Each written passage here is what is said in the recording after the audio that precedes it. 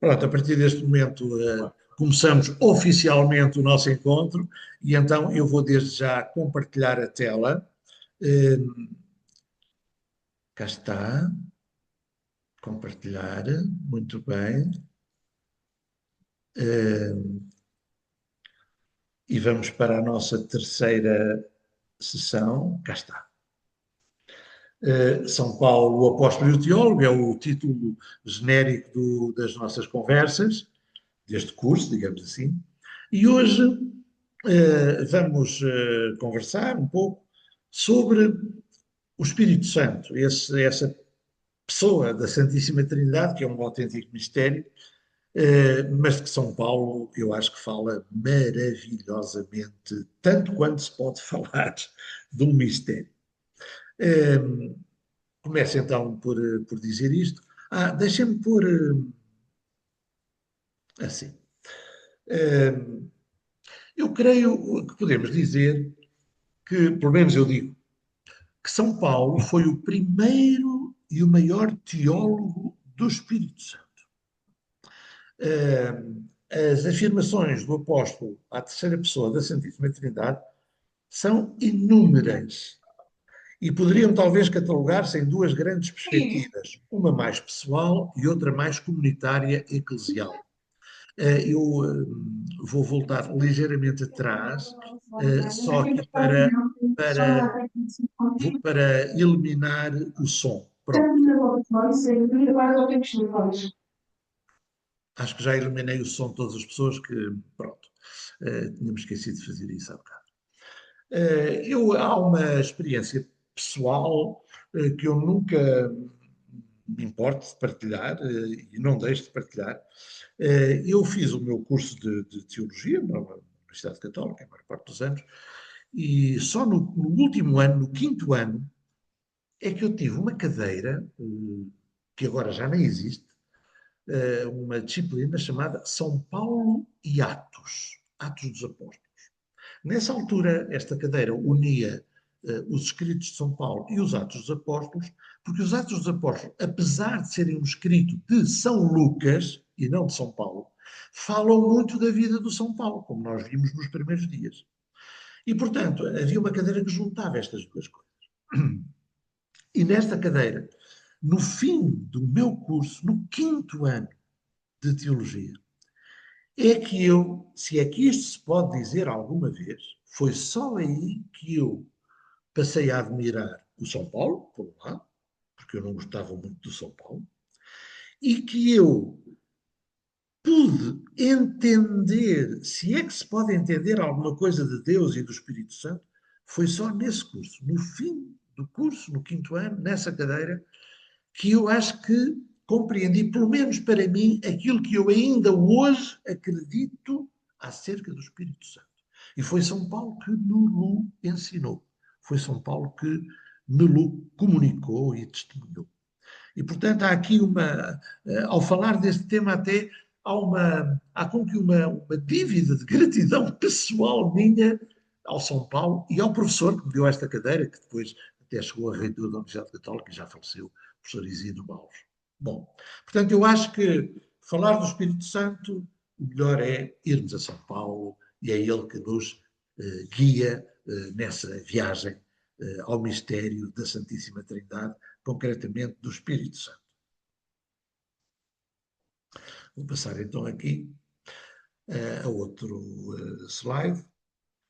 De qualquer forma, ou em qualquer caso, São Paulo, que fala tantas vezes do Espírito Santo, não escreve como nos aparece nos outros escritos do Novo Testamento.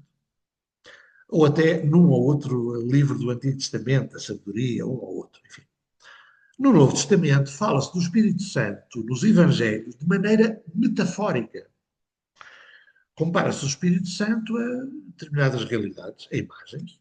Por exemplo, no batismo de Jesus, diz que o Espírito Santo desceu sobre Jesus, lá no Rio Jordão, como uma pomba. O Espírito Santo é comparado a uma pomba.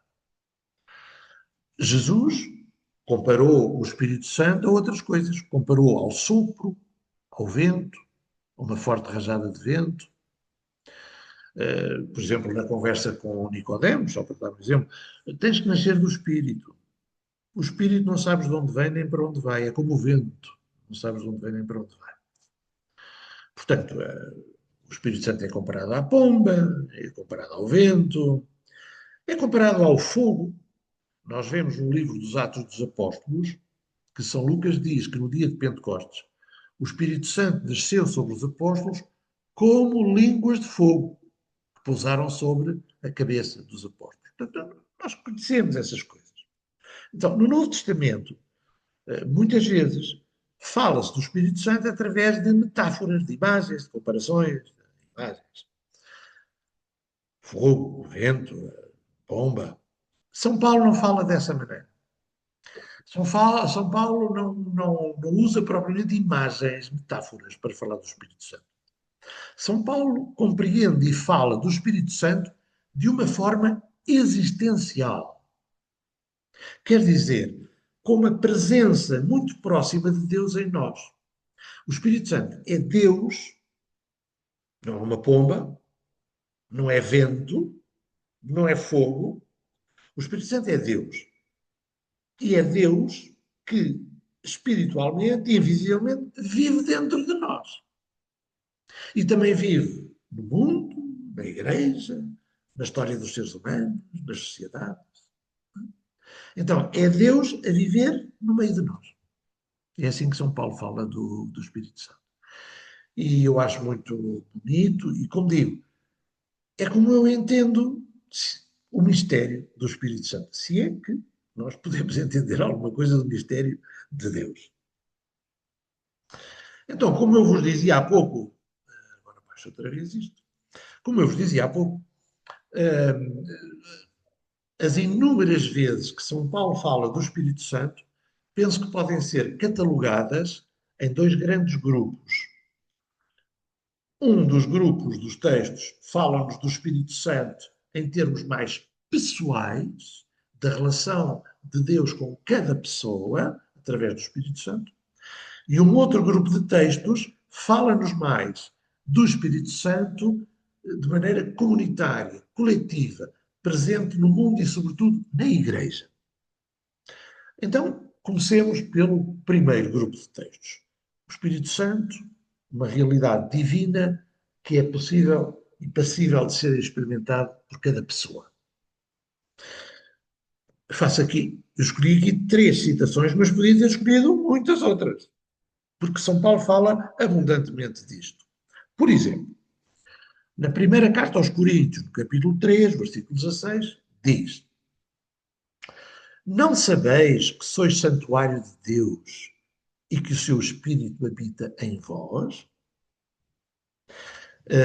Nós somos o santuário de Deus. O Espírito Santo está dentro de nós. O Espírito Santo não é uma pomba que anda aí no ar. O Espírito Santo é Deus, é um Espírito e que está dentro de nós. Eu, às vezes, até para crianças, nos colégios onde eu ando, comparo isto à imagem do sacrário. E eu digo, vocês sabem que no sacrário está lá Jesus, não é? Estão as hóstias consagradas, está lá Jesus. Jesus está lá dentro do sacrário. Mas o verdadeiro sacrário não é aquela caixa de metal ou de madeira onde lá está Jesus dentro. O verdadeiro sacrário é cada pessoa, é cada um de nós. Porque Jesus, o seu Espírito, estão é dentro de nós. Dentro de nós. Nós é que somos o sacrário, a casa de Deus. Nesse sentido, o capítulo 6 da primeira a Coríntios também diz: Acaso não sabeis que o vosso corpo é templo do Espírito Santo que está em vós? Nós somos o templo do Espírito Santo, nós somos a casa do Espírito Santo. É dentro de cada um de nós que Deus vive, não é? Depois, esse famoso texto da Carta aos Romanos, no capítulo 8, onde São Paulo diz que é o Espírito Santo que está dentro de nós, que nos permite rezar, que nos permite acreditar em Deus como um Pai e que nos permite rezar a Deus, Abba, Pai. Então diz o texto, porque não recebestes o espírito de escravidão para viveres outra vez atemorizados, mas recebestes o espírito de adoção, pelo qual clamamos Abba, Pai. O próprio Espírito testifica que somos filhos de Deus. Portanto, o Espírito Santo é Deus que está dentro de nós e para ser tudo dentro de nós. Hum, No Novo Testamento, como eu dizia, aparecem muitas metáforas, muitas imagens do Espírito Santo como pomba, do Espírito Santo como vento, como fogo. Eu hoje, às vezes, converso isto com pessoas, tranquilamente, sobretudo com jovens. Eh, Nós hoje poderíamos usar outras imagens, outras metáforas do Espírito Santo, mais da nossa cultura, mais do nosso dia a dia, da nossa experiência diária, para falar dessa presença de Deus dentro de nós, que é o Espírito Santo. Então, eu acho que nós podíamos dizer que o Espírito Santo, podíamos compará-lo, por exemplo, a uma pilha. Há muitos instrumentos, sejam relógios, sejam outros, que funcionam através de pilhas. Se a pilha não está lá, para. O Espírito Santo é como uma pilha, é a nossa pilha. O Espírito Santo podia ser comparado, por exemplo, também ao combustível de um carro, seja elétrico, eletricidade, seja a gás, seja a gasóleo ou a gasolina. É o combustível. Sem o combustível, o carro não anda. O Espírito Santo é o nosso combustível. Está dentro de nós para nos fazer andar, para nos fazer viver. E digo, pode haver imensas outras comparações. Uma bateria, a bateria de um telemóvel, a bateria de um computador, o que for. Uh, os nossos aparelhos, se a bateria está fraca, ou se a bateria se esgota, ou se estraga, se danifica, não funciona. O Espírito Santo é a nossa bateria, é Deus dentro de nós. Sem ela, não vamos a lado nenhum. Nós cristãos sabemos que é assim. Ele é a força da nossa vida. Portanto, Deus dentro de nós é a força da vida. É tudo, é tudo. E é por isso, porque Deus dentro de nós é tudo, que nós dizemos que há muitíssimos dons e frutos do Espírito Santo. Quem fala maravilhosamente dos frutos do Espírito Santo, ora, pois quem é que havia de ser? São Paulo. É São Paulo.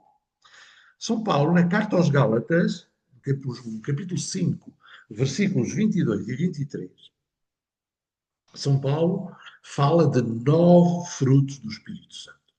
Portanto, o Espírito de Deus está em nós, vive dentro de nós e produz abundantes frutos.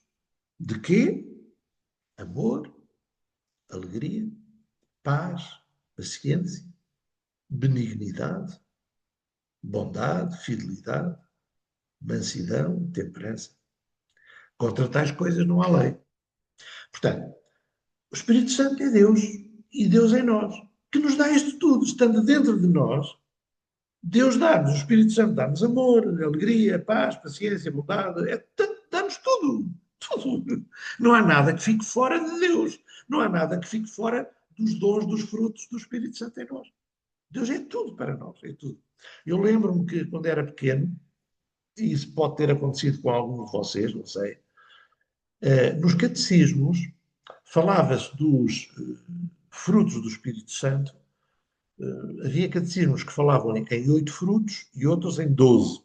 E está bem, eu até acho que podiam falar em 50.000, porque Deus é tudo. Deus é tudo. Deus não nos dá 8 coisas, nem 8, nem 10, nem 12, nem 5.000, é tudo. É aos milhões. Deus é tudo, é tudo. Mas, portanto, esses catecismos falavam de 8 frutos ou 12 frutos. São Paulo fala em 9. Se vocês forem a contar aqui, estão 9 frutos. Portanto, na Carta aos Gálatas fala. Mas já os catecismos também nos falavam do Espírito Santo dentro de nós, não a produzir abundantes frutos, mas como dádiva de certos dons. E aí fala-se de 7 dons. Aí os catecismos eram bastante uniformes, falavam de 7 dons. E ainda hoje, aos alunos do Crisma, aos catequizandos do Crisma, se fala dos 7 dons do Espírito Santo, que aliás aparecem na história da Igreja, na história da catequética, na evangelização, mas que têm um background bíblico, têm uma referência bíblica, que é o texto de Isaías, no capítulo 11, quando se fala de que o enviado de Deus, o Messias, será alguém que terá um espírito com certas características. Então, para além de falarmos, como falámos anteriormente, dos frutos do Espírito Santo, nós também acreditamos e afirmamos que o Espírito Santo em nós faz a dádiva de vários dons. E segundo o texto de Isaías, fala-se de 7 dons. Por acaso, grande parte das traduções não fala de 7 dons. Fala só de 6. Não fala lá da piedade. Mas a maior parte das traduções hoje já metem lá a piedade e, portanto, são 7. Ora bem, então, diz o texto: brotará um rebento do tronco de Jessé e um renovo brotará das suas raízes. Isto é um texto típico de Advento, não é? A anunciar a vinda do Messias no Natal. Sobre ele, o Messias, repousará o Espírito do Senhor, espírito de sabedoria e entendimento, de conselho e de fortaleza, de ciência e piedade, espírito de temor de Deus. 7 dons. Portanto, 8 frutos, 9 frutos, 12 frutos, 7 dons, milhões, milhões de dons e frutos da presença de Deus em nós, não é? Isso aqui é o Espírito Santo. Depois, dizia-vos eu que há um segundo grupo de textos de São Paulo que nos fala mais da presença de Deus, do Espírito Santo, numa realidade comunitária, já não tão individual, pessoal, mas comunitária, no mundo, na história dos homens e particularmente na Igreja. Na Igreja. O Espírito Santo habita a Igreja, corpo de Cristo. E é muito curioso que São Paulo fala muito da presença de Deus na Igreja, do Espírito Santo, a presença do Espírito Santo na Igreja, através da imagem do corpo de Cristo. Corpo de Cristo, que Paulo usa em 2 sentidos um pouco diferentes, referindo-se à Igreja mais local e à Igreja mais universal. Já lá iremos, isto é muito rápido, muito simples. Olhemos primeiro então para estas 2 citações. Capítulo 4 da Carta aos Efésios. Há um só corpo, há um só Espírito, uma só esperança, um só Senhor, uma só fé e um só batismo. Portanto, há um só Espírito, uma só fé, uma unidade, um só Senhor. Portanto, os cristãos são um corpo unido por uma argamassa, que é o Espírito. Portanto, isto significa que, apesar de haver diversidade de dons e ministérios, como Paulo vai falar, o Espírito Santo que opera em cada crente é o mesmo. Portanto, é o mesmo Deus, é o mesmo Espírito que está em cada um e que faz com que todos se virem uns para os outros e formem um só corpo. Portanto, o Espírito Santo é o cimento, é a grude dos cristãos. É ele que une os cristãos em comunhão, não é? Na Igreja. Depois, a primeira carta aos Coríntios, no capítulo 12, volta a dizer, eu podia escolher outros textos, também no capítulo 12 de Coríntios um outro, ou no capítulo 12 da Carta aos Romanos, enfim, há muitos textos. Ou outra parte do capítulo 4 de Efésios, que fala de diversos dons e ministérios na igreja, enfim, não importa. Olhemos para este texto. Há diversidade de dons, mas o Espírito é o mesmo. O Espírito Santo é o mesmo. Há diversidade de serviços, mas o Senhor é o mesmo. Há diversos modos de agir, mas é o mesmo Deus que realiza tudo em todos. A cada um é dada a manifestação do Espírito para proveito comum.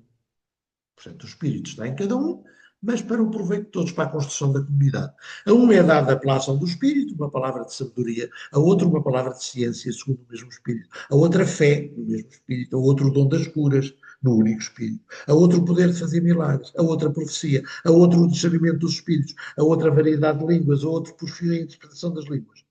Tudo isto, porém, o realiza o único e o mesmo Espírito, o Espírito Santo, distribuindo a cada um conforme lhe apraz. Pois como o corpo é um só e tem muitos membros, e todos os membros do corpo, apesar de serem muitos, constituem um só corpo, assim também Cristo. De facto, num só Espírito, fomos todos batizados para formar um só corpo, judeus e gregos, escravos ou livres. E todos bebemos de um só Espírito. Portanto, o Espírito é essa realidade divina que existe na Igreja em geral, que existe em cada cristão, em todos os cristãos, dando diversos dons às pessoas, aos cristãos, tudo para concorrer para a comunhão da Igreja. Eu dizia-vos então que, ao falar do Espírito de Deus presente na Igreja como corpo de Cristo, São Paulo fala sobretudo de duas acessões dessa expressão corpo de Cristo. Nas cartas aos Efésios e aos Colossenses, Paulo fala da Igreja como corpo de Cristo, referindo-se à Igreja universal. Então aí ele diz: a Igreja é o corpo do qual Cristo é a cabeça. Portanto, a Igreja é corpo de Cristo. O corpo é a Igreja que está unida pelo pescoço à cabeça. Então, a cabeça da Igreja, a Igreja universal é o corpo. E toda a Igreja está unida à cabeça, que é Cristo. Então, aqui estamos a falar da Igreja universal, unida profundamente a Cristo. A Igreja é corpo de Cristo, porque Cristo é que é o chefe da Igreja, digamos assim, é a cabeça da Igreja. Mas depois, isto é nas cartas aos Efésios e aos Colossenses.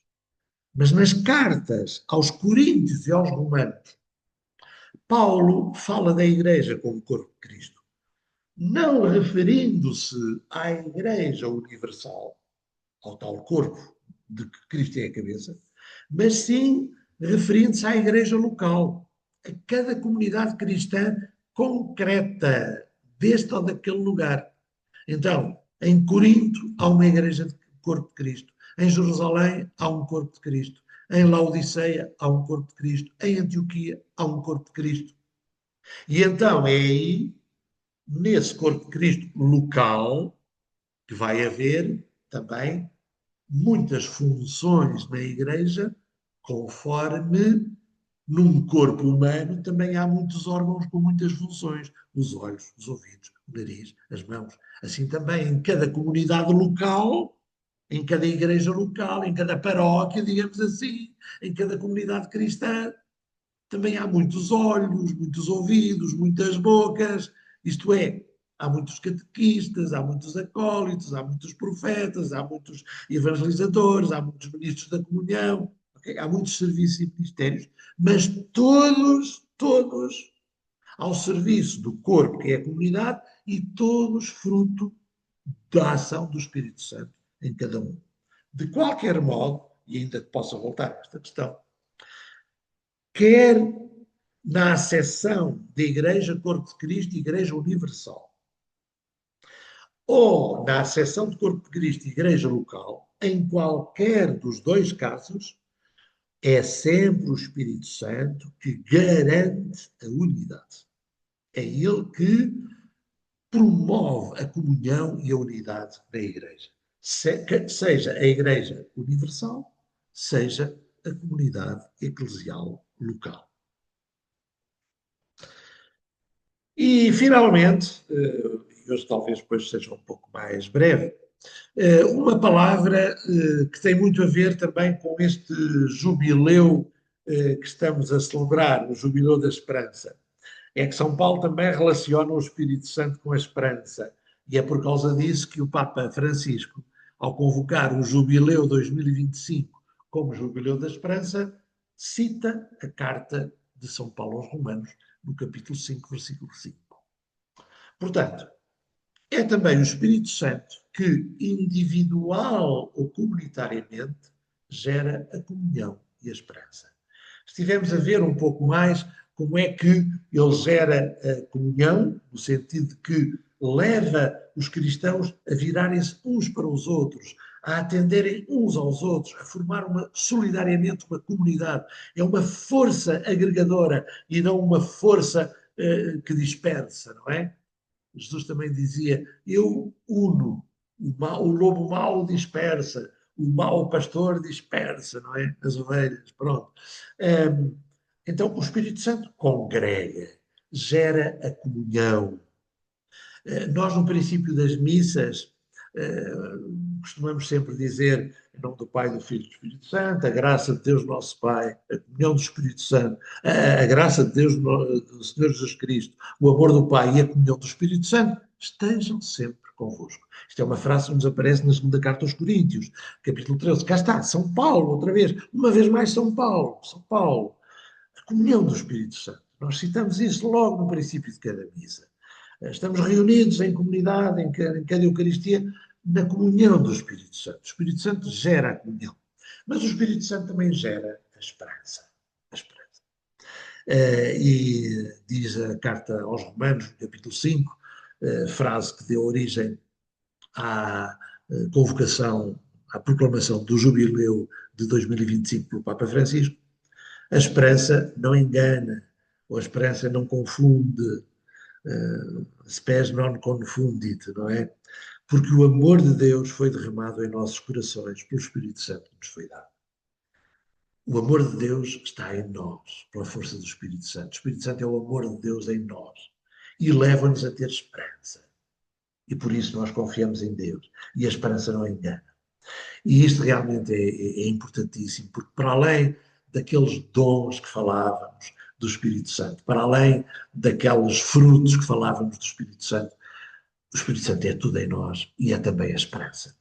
E é por causa disso que nós, pois, se temos um problema de saúde na vida, quem nos alimenta na esperança e nos dá esperança na reabilitação é o Espírito Santo. E se temos um problema de uma desavença com alguém na vida e vivemos na expectativa de uma reconciliação, é o Espírito Santo que nos dá a esperança de nos virmos poder a reconciliar. E se estamos com um problema económico grave e vivemos na esperança de poder ultrapassar essa situação crítica, é o Espírito Santo em nós que nos dá a esperança para isso, não é? E é o Espírito Santo também que está em nós, que nos dá a esperança da vida eterna.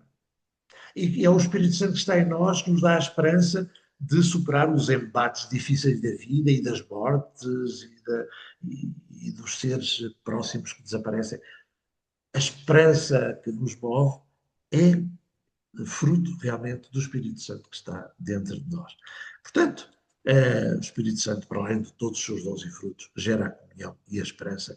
E como dizia, é Deus em nós, portanto, é tudo em nós.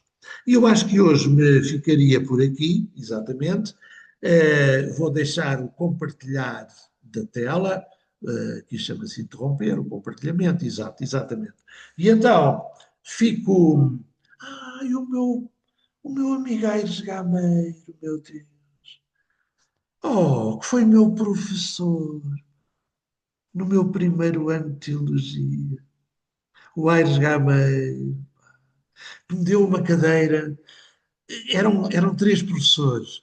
Era o Torres Verbita, era o Aires Gameiro e era um que morreu agora, sim, também já faleceu há pouco. E pronto, e nos deram os três essa primeira cadeira, ainda no ISET. E o Aires Gameiro, grande psicólogo, sim senhor. Sabe que eu tenho ido muito ao Telhal e à Idenha. Bom, mas vá. E a Joana, Pinto Machado, como sempre. Pronto, então digam lá coisas, ou não querem dizer nada. Vamos todos já beber o aperitivo. Não, eu queria lhe fazer uma pergunta. Ótimo. Pode ser? Vamos. Se souberes. Então, que era o seguinte: há um livro do Padre Tolentino sobre o Espírito Santo, não é? Que se Sim. chama A Esperança, a Vida em Esperança, ou assim uma coisa. É bom, vale a pena ler. Vale. Com certeza. Esse. E pronto. E ontem mostrou aquele Os do Atos dos documento. Apóstolos, claro. Não, mas mostrou também aquele livro dos comentários de João Crisóstomo às cartas de Paulo, também ótimo. O próprio Tolentino escreveu um livro sobre São Paulo, aqui há 3 ou 4 anos, não sei. E, portanto, tudo bem, são bons livros. Pronto, perguntou-me, é bom? Eu acho que é ótimo, é muito melhor do que o que eu falo. Mas eu, como disse também, eu este curso, filo por mim. Portanto, eu li muita coisa na vida, e ultimamente, e tenho lido muitas coisas sobre São Paulo, mas eu filo por mim, porque eu tenho essa dádiva pessoal ao descobrimento de São Paulo, ao longo da vida, que eu, portanto, sei muito de cor quase o livro dos Atos dos Apóstolos, que fala da vida de Paulo, e sei também muito de cor muitas das cartas de Paulo. E, portanto, eu tenho uma compreensão muito pessoal que não contradiz nem chegará tão profundamente ao que outros autores dizem, certo? Mas eu vivo de tal maneira apaixonadamente por São Paulo que não quis ir a mais lado nenhum, quer dizer, eu quis organizar a coisa por mim, por mim. Portanto, eu falo e testemunho. Agora, todos esses livros, claro, com certeza, estes que citámos, que citou e que eu citei, pois, são ótimos e têm uma grande profundidade e alguns são de especialistas de São Paulo. Eu não sou, eu não sou. Eu E, sou especialista porque sou um enamorado de São Paulo e conheço muito bem, mas não sou um especialista da Bíblia de São Paulo. Mas sim, mas é um bom livro, claro. Né?